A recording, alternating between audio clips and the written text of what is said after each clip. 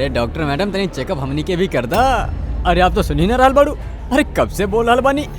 अरे सुनी था।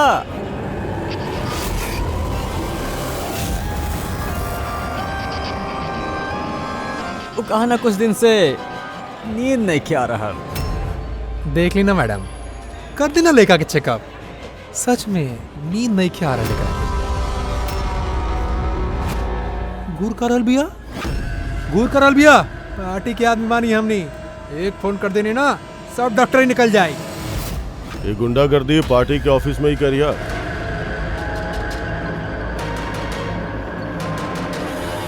ए प्रोफेसर संभल के, गुंडा ककरा बोला? हमनी पार्टी के आदमी वानी, समझ ले।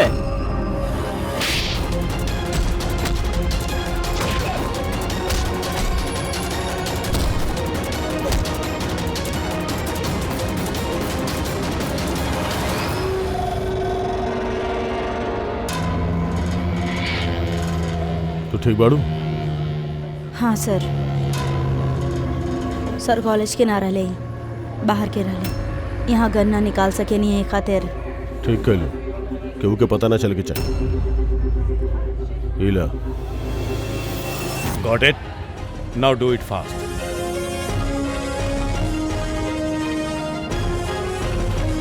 कुछ मिलल सर आपके? हाँ, I am working on it. Test चल रहा बा, कुछ ना कुछ तो जरूर मिल जाए।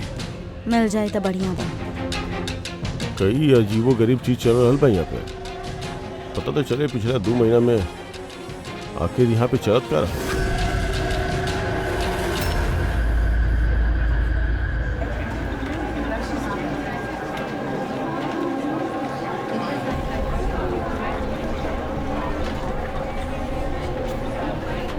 इतने कार्तिक है ना? ये कर रहल बा मयूर,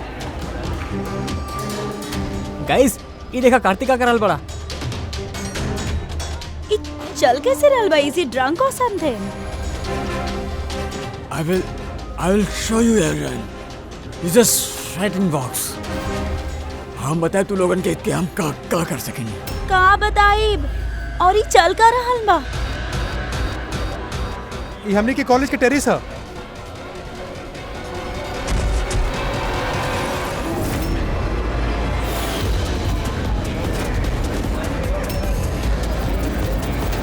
आर यू श्योर इंस्पेक्टर कि ये सब ड्रग्स के वजह से भइला? अब तक के इन्वेस्टिगेशन से ता यह लगा था कि कार्तिक ड्रग्स के नशा में कदम उठैलस। बाकी पोस्टमार्टम रिपोर्ट आइला के बाद मालूम हो जाए। अभी जनरेशन के कोई समझावे भी तक कैसे है। इनकर तो हर बात ड्रग्स, अल्कोहल, स्मोकिंग पे आके रुक जाले। इनके खुद न पता कि ये लोग कर का रहल बड़े। और ये कार्तिक, ये तो बहुत बड़ा बड़ा बात करत रहले। अपनी कॉलेज में ही बदलाव लाए, स्टूडेंट्स के ऐसे वेलफेयर करी हैं। I can't believe.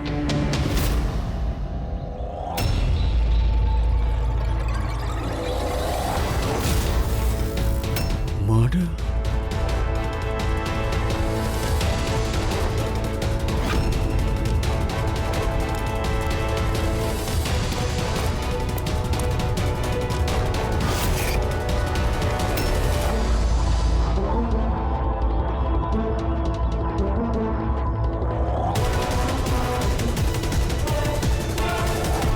ना सर, केहू के देखनी था ना। हो सकेला केहू मजाक कैले होके। बाकी हम सोचनी आपके बता दिए। वैसे ही SGS बा का कहीं कार्तिक के मौत के जे जिम्मेदार बा ओकर इनिशियल तो नहीं के? सर आप कही तो हमने लोग कॉलेज जाके इन्वेस्टिगेट करी। कोनो फायदा नहीं के सर। वो काहे? कहे कि हम वहाँ एगो हवलदार के भेजले रहनी। बाकी वहाँ के कुछ बतावे खातिर तैयार ही नहीं थे। इस टॉपिक पे बात करे खातिर भी केहू तैयार नहीं थे। ना कॉलेज में, ना कॉलेज के बाहर, ना आसपास के दुकान में। अजीब बा, ऐसन काहे करिए वो लोग? पता नहीं थे।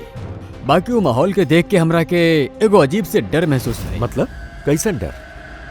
ऐसा लागत रहे कि लोग बहुत डराइल बाड़े, कुछ छिपावे चाहता रहे। हो सकेला यही से केहू छिप के तोहार कार के मिरर में ये सब लिख देले होके, जब केहू के ध्यान ना रहे। सर वैसे डायरेक्ट इन्वेस्टिगेट करके कुछ फायदा है न कि? हाँ, फिर स्टूडेंट्स न कोनो पुलिस वाला से बात करेले, न कोनो अनजान लोगन से।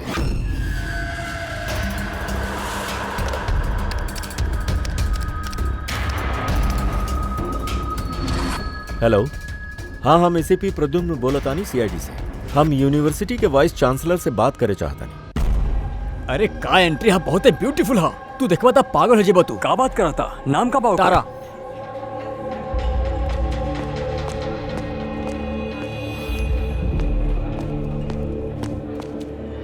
हाय, आप तारा बाड़ू ना? हाय। हाय मनीष। अब आई थिंक तू डीन के ऑफिस ढूंढ रहल बाड़ू। चलिए हम तुम्हारी मदद कर देता नहीं। ए उठा के लेके जाइबा का? चला हम आपके शॉर्टकट से पहुंचावत हैं। तुम लोग टूरिस्ट गाइड कब से बन गए ले? Hi, myself Vikas, student union leader.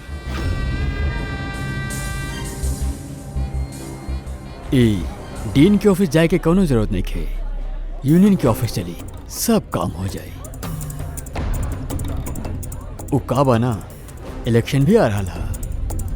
हमनी के तोहरा जैसन खूबसूरत लड़कियन के जरूरत भी है। आई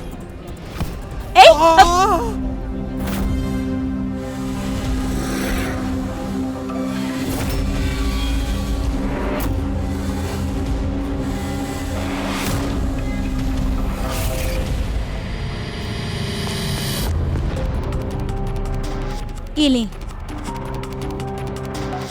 तू ठीक पड़ा? Thank you. हमके पता बा कि हमके कहाँ जाए के बा। Excuse me.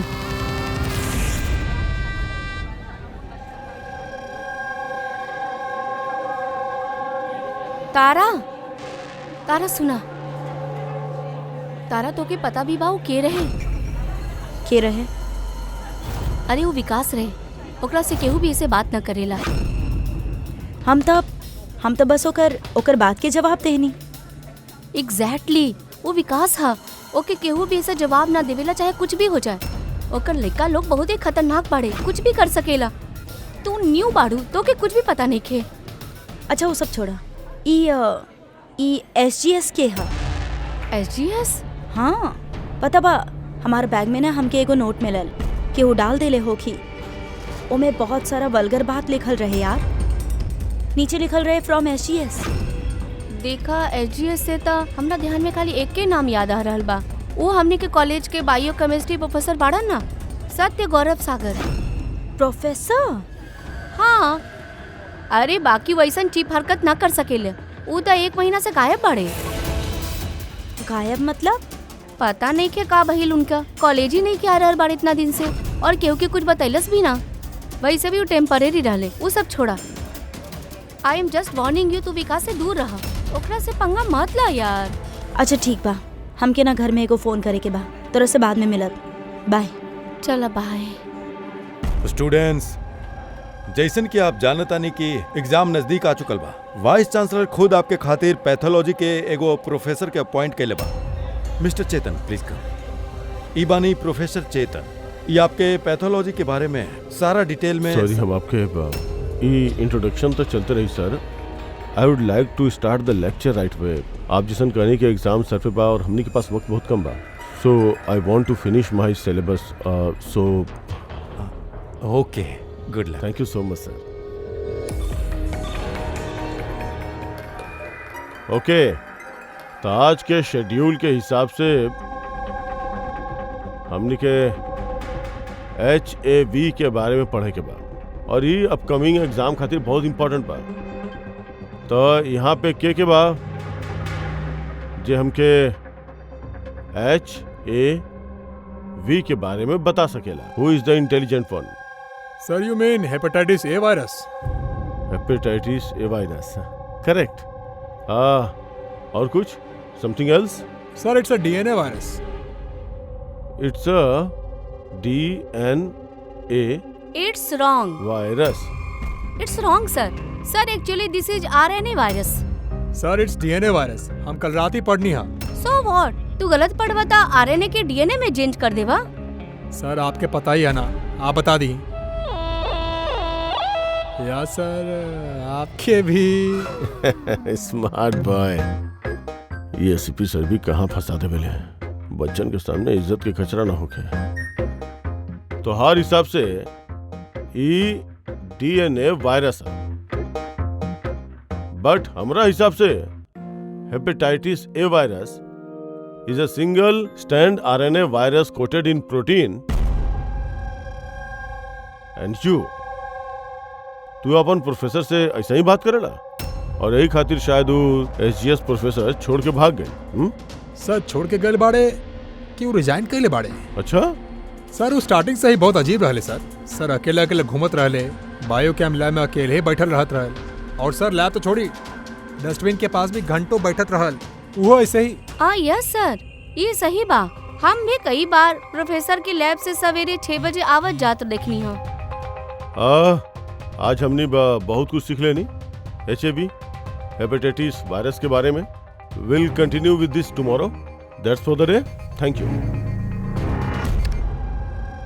हाँ दया, तनी सालुंके से बात करा, स्पीकर फोन ऑन करा तानी। हाँ डॉक्टर साहब बोलिए। दया, कार्तिक के पोस्टमार्टम रिपोर्ट में हमके एगो अजीब बात मिलल है। ओकरा बॉडी में एगो अजीब से बहुत जहरीला ड्रग है, गायलोसिन, और ई ड्रग बहुत ज्यादा मात्रा में हमके लगा था ओकर मौत यही ड्रग के वजह से भइला। बाकी शॉकिंग बात ई नहीं खे, शॉकिंग बात कुछ और है, और वो बात ई है कि कार्तिक के लीवर में हमके ड्रग के ट्रेसेस नहीं खे मिलल, जबकि जो लोग ड्रग्स रेगुलरली लेवेले उनकर लीवर में भी ड्रग के ट्रेसेस होके के चाहिए। तो एकर मतलब ई है कि कार्तिक शायद पहला बार ड्रग्स ले ले, या फिर केहू ई ड्रग्स ओकरा जबरदस्ती दिले बा, बाकी धोखा से। और यह बात वीडियो में हमनी के कहे की कोशिश करत रहे कि वो ड्रग्स ओकरा के देले, बाकी ओकरा से पहले वो गिर गई। और एगो बात, अभिजीत और पंकज आपन खबरी लोगन से इंफॉर्मेशन इकट्ठा कर रहा बाड़े, ई पता लगावे खातिर कि ई ड्रग्स आइल कहाँ से। अच्छा ई बतावा कॉलेज में का हो रहा बा? कुछ भी क्लियरली समझ में नहीं आवत। हाँ बाकी SGS मिलल। हाँ बचावा बचावा, क्यों तो बचावा। सर एक मिनट सर। क्यों तो बचावा, बचावा सर एक मिनट सर। अरे बचाओ हमके, हम गिर जाए। अरे बचाओ हमके। एक मिनट। हेलो हेल्प सिक्योरिटी, अरे क्यों बचाओ हमके।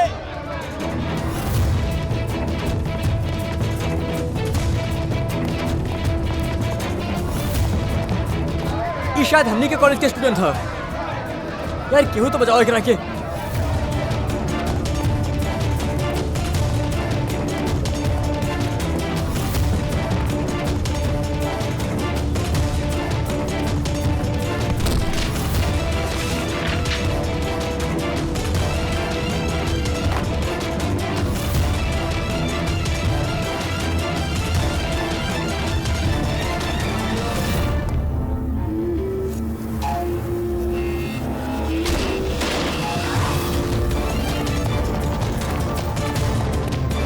हे हाथ दो।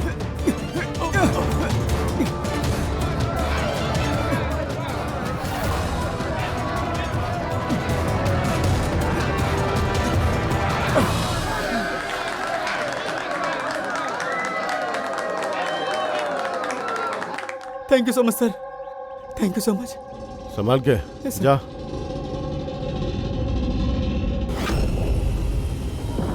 SGS?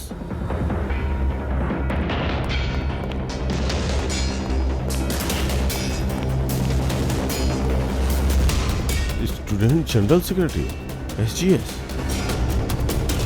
ये सब का क्या और भी SGS बा? सर स्टूडेंट इलेक्शन खातिर विकास लगैले है, वो स्टूडेंट की यूनियन लीडर बा। Student selection?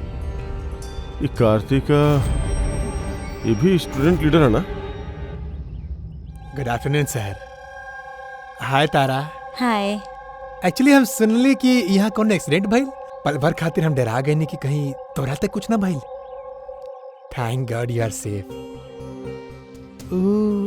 एक्चुअली हम ना तोरा के ठीक से थैंक्स भी ना बोल पाईनी, हमके बचावे खातिर। यही खातिर हम थैंक यू। तारा तोरा के टीवी पे आवे वाला ऐड देख ले बाड़ू, जो ना में वो लड़का लड़की के चॉकलेट गिफ्ट करेला and then they fall in love. How stupid ना। हाँ वेरी स्टूपिड। एंड चंपा की ये इलेक्शन ये सब का बा? इलेक्शन? हाँ ड्रामा है दुनिया भर के, जो खत्म ही नहीं के हो रहा। वी थॉट लास्ट मंथ ही सब खत्म हो जाए, बाकी जोन जीतल रहे उहे कार्तिक, हाँ यू नो, हाँ कार्तिक, हाँ उहे हरैले रहल पिछला महीना विकास के। ओ बड़ा बड़ा प्रॉमिस कैले रहलू, विकास सब गंदा काम बंद कर रहा। वैसे तो विकास के सामने केहू इलेक्शन खातिर खड़ा ही नहीं क्यों उतरल। ये कार्तिक भाई जीतल भी, और फिर ये देखिए ना, यूनिवर्सिटी एग्जाम सर पे है और इनके इलेक्शन खेले के बाद। अटेंशन स्टूडेंट्स, सबके इन्फॉर्म करल जा रहल बा कि आज के सब क्लास कैंसिल हो गल बा। इला ऐसे करल जाए फिर यूनिवर्सिटी एग्जाम खातिर। तू तो फिर भी कर ले बा यार, हम तो अभी अभी ज्वाइन के ले बानी मिड टर्म में, हम इतना कुछ कैसे कवर अप करब। So can you help me with chapter 6? Yeah sure, why not, चलो। Thank you Champak, thank you so much. Sir हम एक्चुअली सर,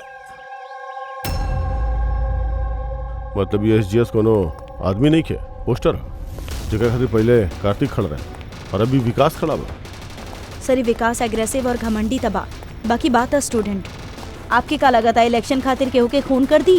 ए का बा एकरा में? चलो चल चलो निकलो।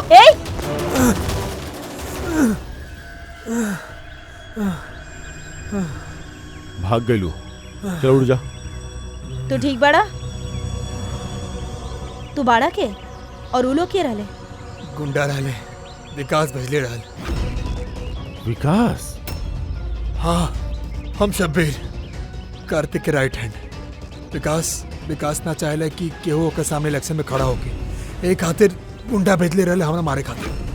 तू जानत रहला कार्तिक के? जानत रहनी, हमार भाई जैसे रहल। विकास डेरा चुकल बा, ओकरा के डर बा कि जौन कार्तिक ना कर पहले उ हम ना कर दी, एही खातिर हमके उ रास्ता से हटावे चाहत रहे। बाकी हम ऐसा ना होके देव। विकास के तो हम देख ले अब इलेक्शन में। अच्छा, थैंक यू सो मच। हाँ, कोनो बात नहीं, हमके बचावे खातिर थैंक यू। टेक केयर, संभाल के। पूर्वी लगता तो हर सवाल के जवाब मिल गई कि विकास इलेक्शन जीते खातिर खून भी कर सकेला। इतना सारा लोग झूठ तरह बोलिए, अब ओकर खिलाफ एविडेंस इकट्ठा कर शुरू कर देवे के चाहिए। हाँ सर, कार्तिक के मारे के वजह तो रहल ओकरा पास, बाकी एविडेंस कैसे इकट्ठा कइल जाए? अटेंडेंस रजिस्टर वो चेक कल जाए। आई एम श्योर जब कार्तिक के खून भइल, ये विकास अब क्लास अटेंड ना करता रहे। अगर ये बात सही तो फिर ओकरा बाद तो हर काम शुरू हो जाए।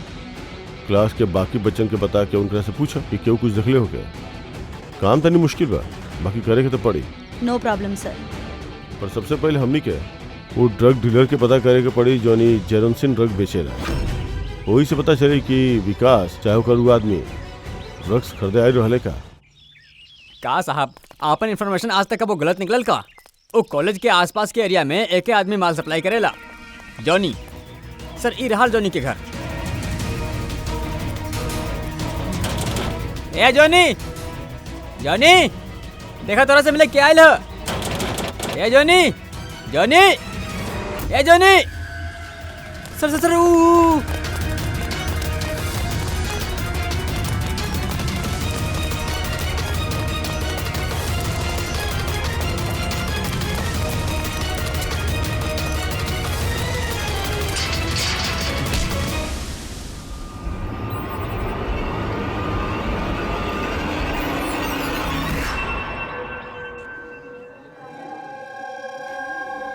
आई नो यार, का मसल्स रहे उनकर। यार कितना तेज दौड़ल रहे और उनके बचा ले।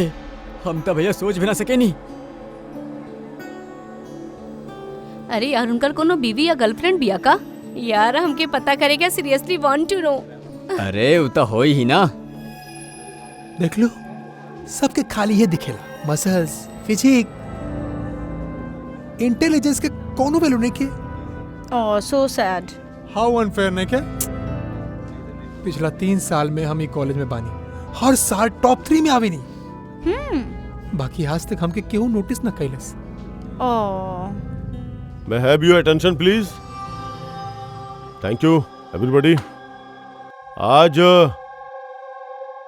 आप लोगन खातिर सरप्राइज टेस्ट बा। सरप्राइज? यस, सरप्राइज टेस्ट वो यूनिवर्सिटी के एग्जाम की तैयारी करे खातिर। So no excuses. और हाँ, प्लीज आप में से केहू कॉपी करे की कोशिश मत करिए प्लीज, काहे कि हर क्वेश्चन पेपर में सवाल अलग अलग बा। सॉरी। हाँ, एनीवेज ऑल द बेस्ट आप सबके। ठीक बा?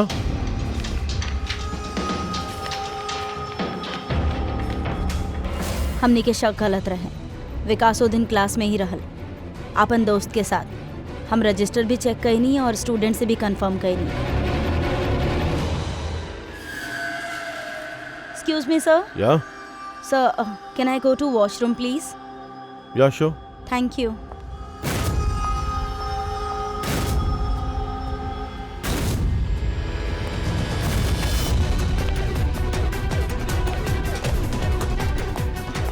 सर, हमके तो लागल ई सबके पीछे विकास बा।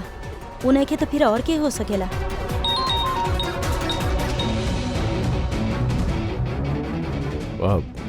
अभिजीत तू ड्रग डीलर के पकड़ ले बा।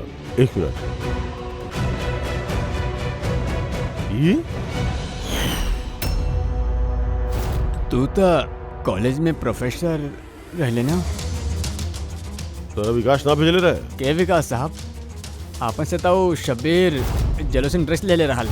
15 दिन हो गए साहब, बाकी हमारा पैसा ना दिले सू। बहुत महंगा आवेला ड्रेस ना साहब।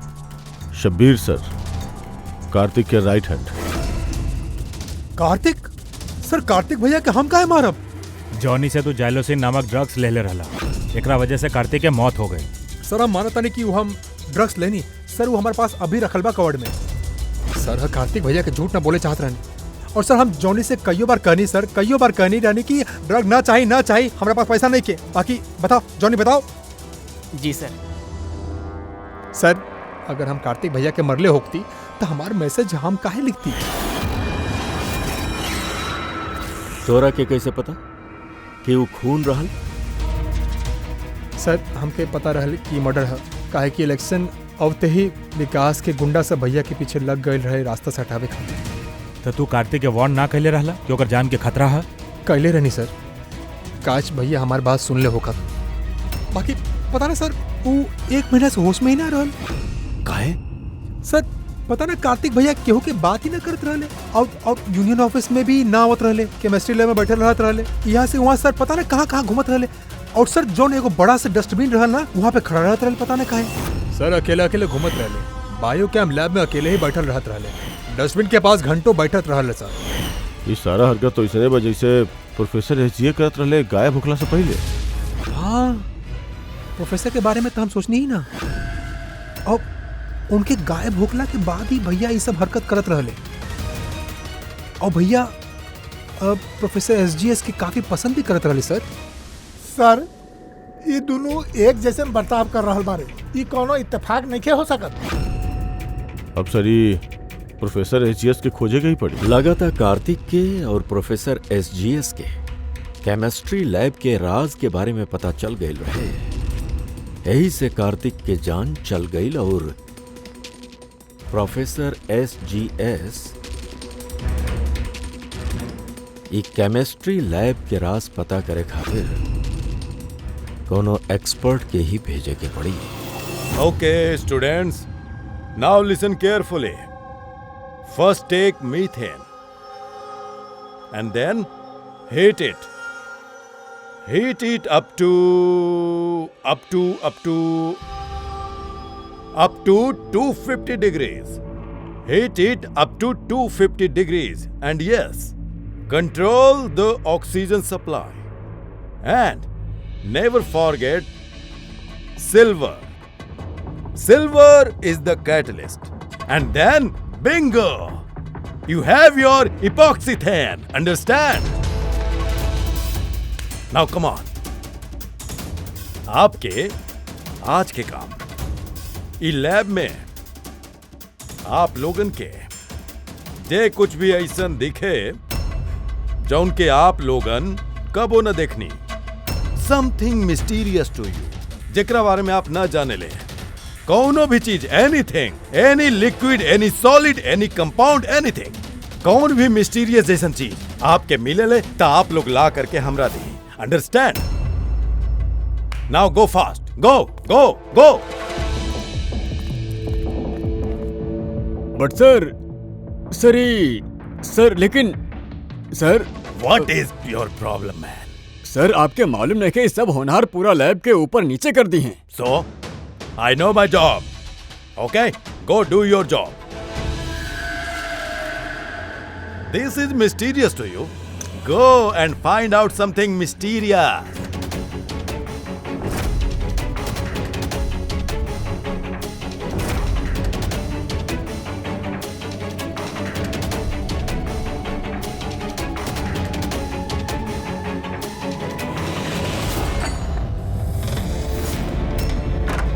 हाँ सर, हम शब्बीर के रूम में पहुंच गए बानी।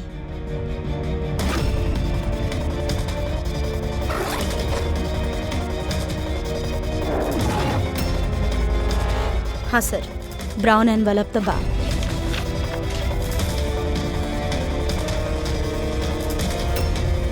सर तो खाली बा। एग्जैक्टली सर, या तो ये ड्रग्स के वो चुरा ले बा, चाहे तो वो झूठ बोला था। देखा भाई, कुछ भी करा तोरा के आवे के ही पड़ी। ना यार, तू यार हम अकेला पार्टी में क्या करब यार, तू ही बतावा। और देखो सुना, शब्बीर भी नहीं खे भाई यहाँ पे, पता ना कहाँ गायब बा कल से। चुपचाप आवा। अबे एग्जाम बा तो हो जाए ना यार, क्या फालतू के बकवास कराता रहा यार। हम करवा दे सब जुगाड़, तू टेंशन ना ला। और जल्दी आवा यार, हमरा के लेट हो रहा बा। चलो।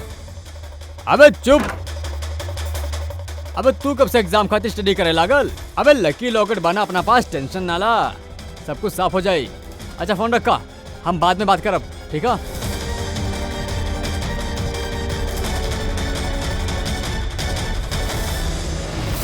Come on, come on, come on, do fast, something, something.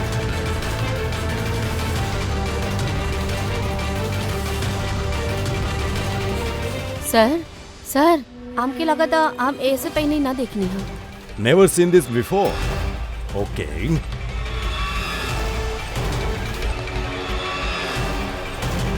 ई त कोनो लिक्विड हा जौन काफी वक्त से पड़ल पड़ल सूख गया।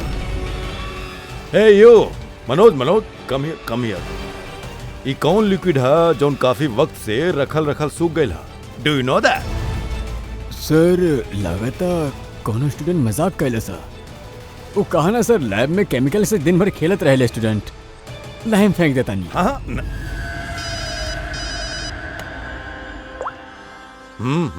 हेलो सालुंके, प्रोफेसर हमनी के मिल गई बाड़े रेलवे ट्रैक के पास एगो स्लम में। उनके हमनी ब्यूरो ले आइल बानी, तू जल्दी से आ जा।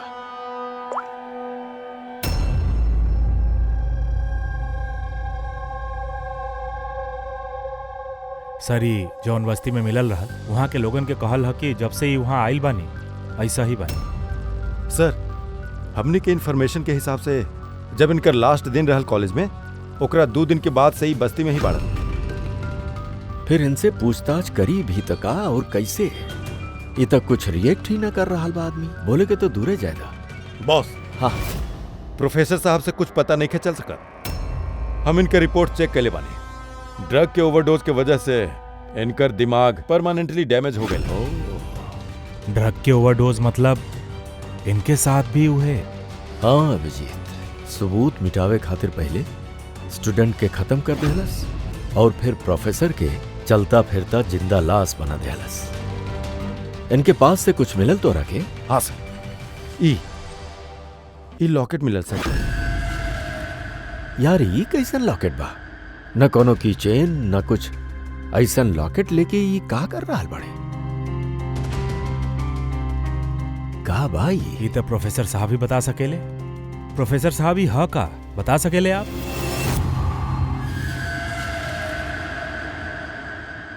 ई देखी, ई का है? ये देख रहा बा आपके प्रोफेसर साहब? पंकज, ले जाओ इनके हॉस्पिटल, लेके जा जल्दी। आई उठी।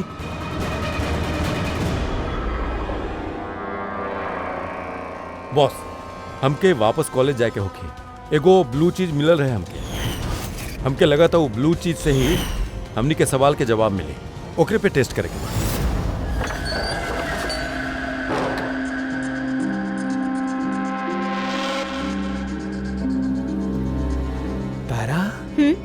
अरे का बोलते हो क्या? हाँ, तू हमरा के मैसेज कहले लॉक खोले खातिर, तू लॉक कैसे हो गला? और एग्जाम के एक दिन पहला तू अंदर का करत रहलू? वो सब छोड़ा। थैंक यू सो मच चंपक, तरह से अच्छा फ्रेंड तो हमके मिल ही ना सकेला। बाय।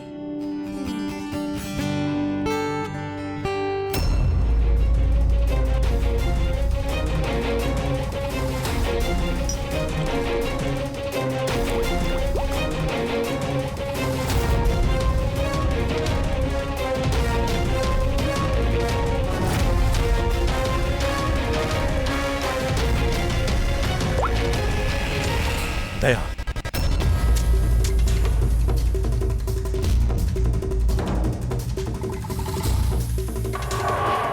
देख ला दया, ये लिक्विड के करिश्मा। बाकी यार, ये लिक्विड क्यों काहे बनाए?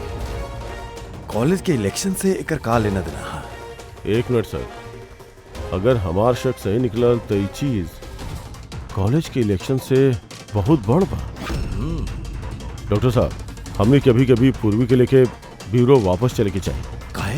हम आपके रास्ता में बताओ तनी। चलिए सर, आज कॉलेज के दिन बतौले कि एग्जाम के समय उनकरा का तैयारी करे के पड़ेला, ये पूरा प्रोसेस का होखेला, और एग्जाम के कुछ क्वेश्चंस पेपर के बारे में बात के लिए सर। यूनिवर्सिटी एग्जाम पेपर में जो क्वेश्चन पेपर बा सर, वो एक रात पहले कॉलेज में लावल जाला एगो सील एनवेलप में। मतलब अगर एग्जाम कल बा तो आज रात क्वेश्चन पेपर कॉलेज में आ जाला।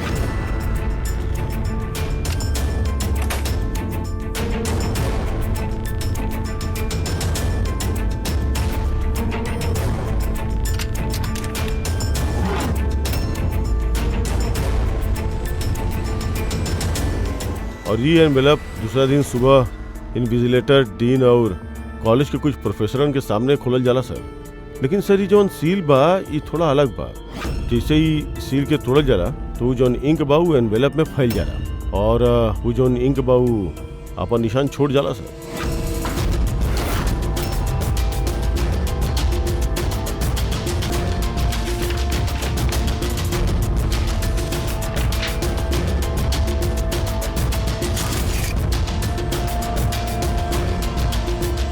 यानी सर, अगर केहू एनवेलप के खोल के सील पैक करे के कोशिश कैला तो वो एनवेलप में फैलल इंक से पता चल जाए कि वो एनवेलप के साथ छेड़छाड़ के लिए बा। लेकिन बॉस, अगर वो आदमी ई कंपाउंड यानी ई लिक्विड के इस्तेमाल कैलस तो वो इंक के निशान मिटा सकेला। ओके करे के हो कि खाली कि लिक्विड के कुछ बूंद वो इंक पे गिरा दिए और इंक एकदम गायब हो जाइए, और ऐसा लगी जैसे एनवेलप का वो खुलल ही नहीं किया।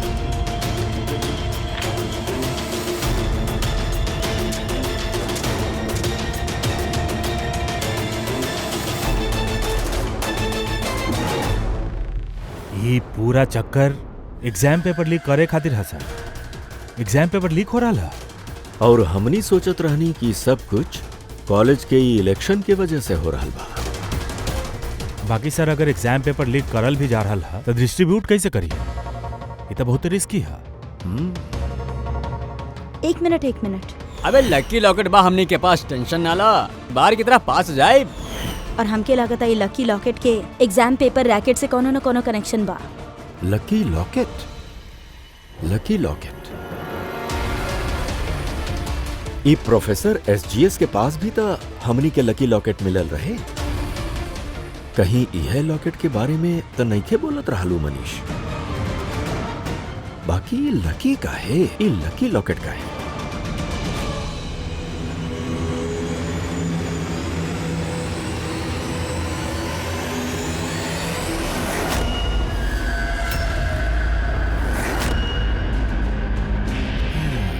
पेन ड्राइव, यही में राज बा ई लकी लॉकेट के।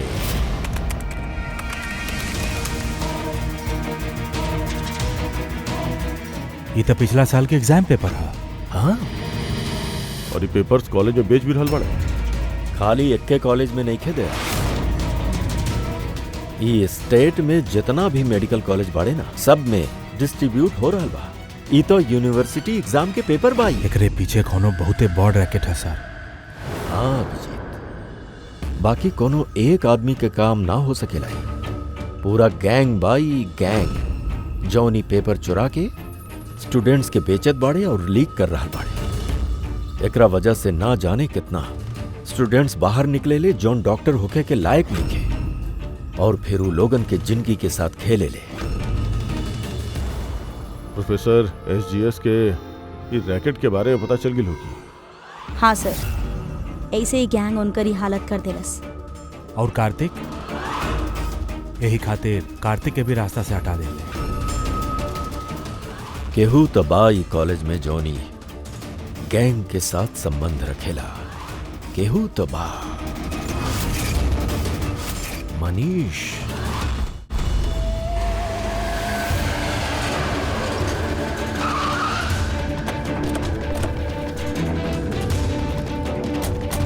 अरे सुना, मनीष के देखले बड़ा का?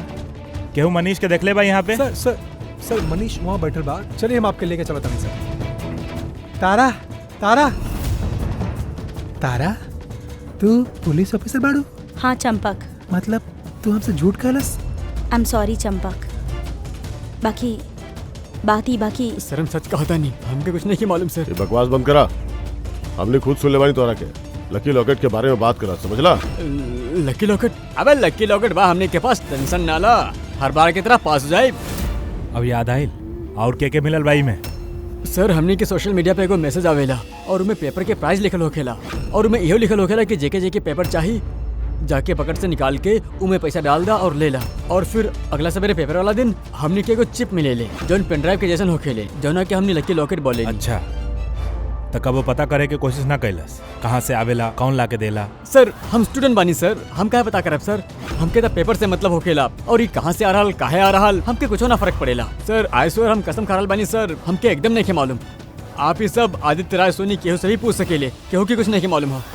कौनो बात ना, वो बायो केमिस्ट्री लैब के टेक्नीशियन है, ओकरा तो पता होगी ओकर लैब में इतना बड़ा गड़बड़ी हो रहल बा और ओकरा के ना मालूम होके ये तो नहीं हो सका। What are you serious? Like हमने के कॉलेज में क्रिमिनल बाड़े? रियली? हाँ चंपक। और वो लोग प्रोफेसर एसजीएस और कार्तिक दोनों के डर देले? लैब टेक्नीशियन यहाँ से गायब बा। सर वो लैब टेक्नीशियन कल रात से ही गायब है सर। तू देख ले रहा ओकरा के? हाँ मतलब एगो ब्लैक कलर की गाड़ी आयल और उनमें बैठ के चल गई। गाड़ी के नंबर दिखला तू? नहीं के सर। थैंक्स। Thank you. टाइम बर्बाद ना करे क्या, जल्दी डालाई में। ए, पुलिस के हाथ कुछ ना लगे के चाहे, समझ में आई? चेक करा कुछ बचल तो नहीं के।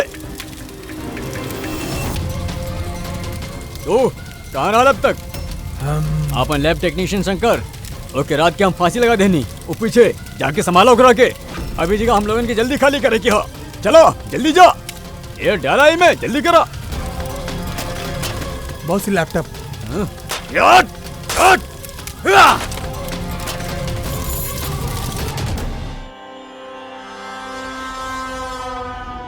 शंकर काबिल, शंकर डरा गया? डरा मत हमारी। ऐसे ऐसे बड़ा पैसा कमाए खातिर बड़ा गेम खेला पड़ेला। और तू तो जाना ताड़ा, जितना बड़ा गेम उतना बड़ा रिस्क। बाकी एक चीज माने के पड़ी, बड़ गेम खेले खातिर तू हमनी के बहुत बड़ मदद कैलस। देखा ना, अगर तू हमनी के तोहार लैब में उस सॉल्यूशन बनावे नहीं खे दे तो हमनी के पूरा प्लान फेल हो जाए, total fail. So I should thank you from bottom of my heart. अब कहा ना शंकर कि अब ई गेम में त्योहार पार्ट ओवर। डरा मत डरा मत, हमने भी जा रहल बानी इस स्टेट से दूसरा स्टेट में, हमने भी जा रहल बानी। तो सचनी तो के पहुंचा दी है बिना कोनो तकलीफ के, एकदम सुकून से, है ना?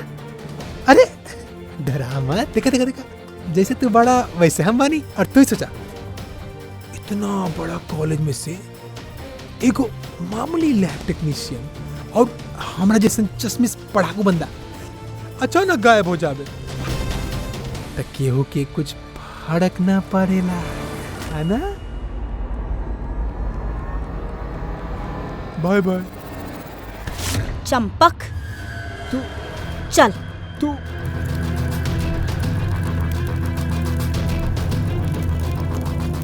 तू तू यहाँ कैसे? बिन बुलावल मेहमान ही समझ ला। जहां पे मुजरिम वहां पे सीआईडी होखेले ही। हम तरह से कले रहनी ना चंपक, तरह से अच्छा फ्रेंड हो ही ना सकेला। तू ही तो हमार हेल्प कैला। हम तरह से खाली इतना कले रहनी कि एग्जाम पेपर लीक हो गइल बा, प्रोफेसर SGS के ड्रग दिहल गइल हा। ई त हम तरह से कहनी ही ना, तरह कैसे पता चलल? उना प्रोफेसर SGS और कार्तिक के ड्रग्स दिले बाड़े। तहरा हमरा पे वही दिन से शक हो गइल रहे ना, जब तू हमरा कमरा से बाहर निकल ले रहला। और ओकरे बाद ही चंपक तोहरा पे नजर रखे शुरू कर दिलस। चंपा अपना आपके बहुत चालाक, बहुत होशियार समझेला। एग्जाम में जोन रटा रटावल जवाब लिखे ना फटाफट, बस बिल्कुल वैसने अब हमनी के सवाल के जवाब देवे के पड़ी तोरा के। जौन पैसा खातिर तू एग्जाम पेपर्स के बेचे वाला रैकेट चलावेला, कितना कॉलेज में बेचले बड़ा पेपर? 9 कॉलेज। हाँ 9 कॉलेज। और कैसे करेला? साहब हम अपन लइकन की भेज के कॉलेज से पेपर चोरी करावत रहनी, और साहब ओकरे बाद पेन ड्राइव में दूसर कॉलेज में बेच देत रहनी। मतलब तोहारू लकी लॉकेट? हाँ, जॉन प्रोफेसर SGS के हाथ लग गए और ऊ और कार्तिक अपन जान पे खेल के तोहार स्कैम के भंडा फोड़ देले। तोहार ऊ लकी लॉकेट तोरा खातिर अनलकी बन गए। अब जेल के सलाखन के पीछे बैठ के सड़िया तू लोग, कानून तोरा के कड़ा से कड़ा सजा दे।